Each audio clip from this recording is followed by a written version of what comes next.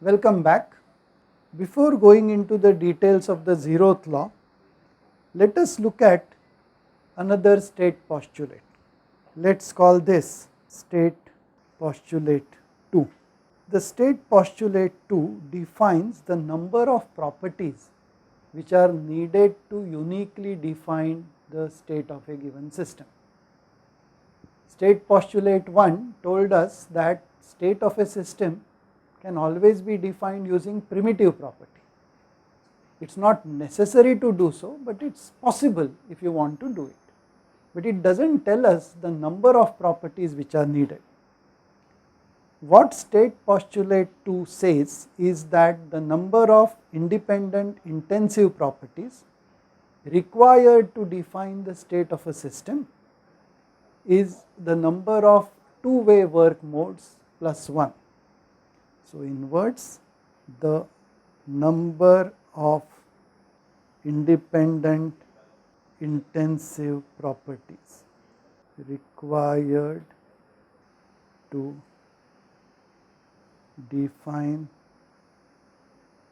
the state of a closed system is number of two-way work modes plus 1. And by closed system we mean a system of fixed mass,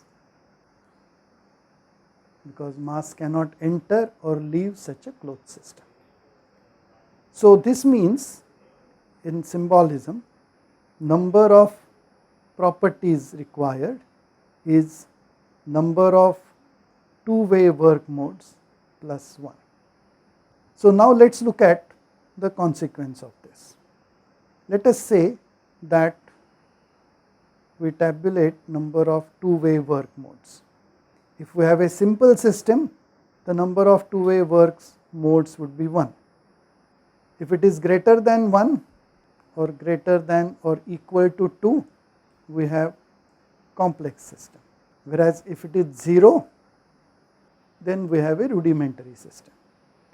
So, by the state postulate 2, the number of properties required would be 2 for a simple system, 3 or greater for a complex system, and exactly 1 for a rudimentary system.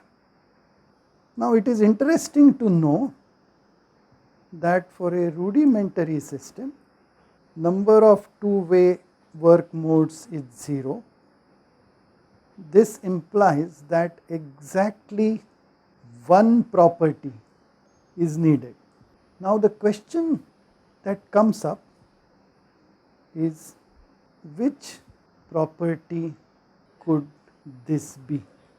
Can we have a single property applicable to all rudimentary systems?